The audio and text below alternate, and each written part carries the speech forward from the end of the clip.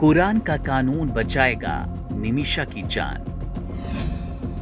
इस्लाम की किस बात से टली थी फांसी? राष्ट्रपति ने दी थी फांसी।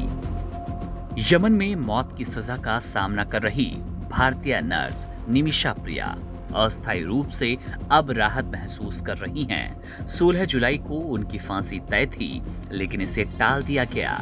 ये मामला अब यमन के इस्लामी कानून किसास के दायरे में है, जिसकी वजह से स्थिति काफी जटिल हो गई। किसास कानून के तहत हत्या के मामलों में पीड़ित परिवार को न्याय दिलाने का अधिकार होता है। यानी अगर कोई किसी की जान ले तो मृतक के परिजनों को ये पूरा अधिकार है कि वो आरोपी की जान मांगे या फिर मुआवजा लेकर माफ कर दे। निमिषा प्रिया पर आरोप है कि उन्होंने यमन के नागरिक तलाल महदी की हत्या की, जो कि उनका बिजनेस पार्टनर था।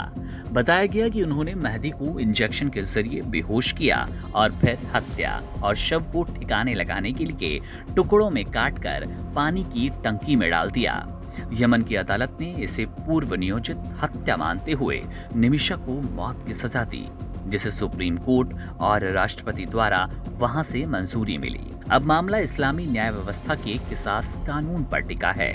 किसास का अर्थ होता है जैसा किया वैसा ही बदला, जो कि कुरान से लिया गया सिद्धांत है। ये आंख के बदले आंख जैसी अवधारणा पर आधारित है। इसमें पीड़ित का परिवार तय करता है कि दोषी को माफ किया जाए या नहीं।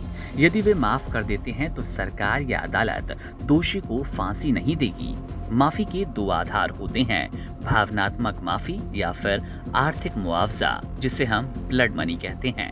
लेकिन तलाल महदी का परिवार साफ तौर पर माफी देने के पक्ष में नहीं है। उन्होंने बीबीसी को दिए एक इंटरव्यू में साफ किया कि वे ब्लड मनी नहीं लेंगे। निमिषा को किसास कानून के तहत मौत की सजा मिलनी ही चाहिए। फिलहाल फांसी की नई तारीख तय तो नहीं हुई, लेकिन इस बीच उम्मीद की किरण है।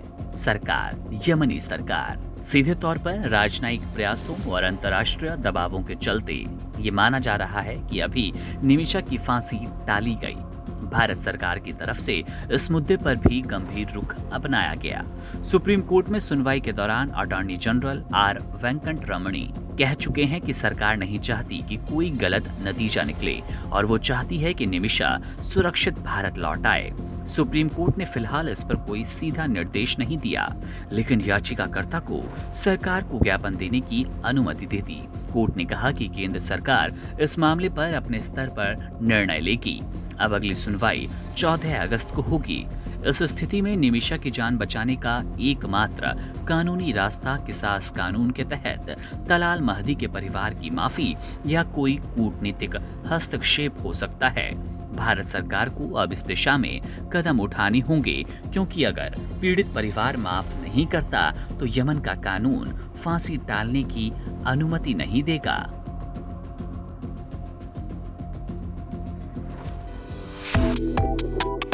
Subscribe to One India and never miss an update. Download the One India app now.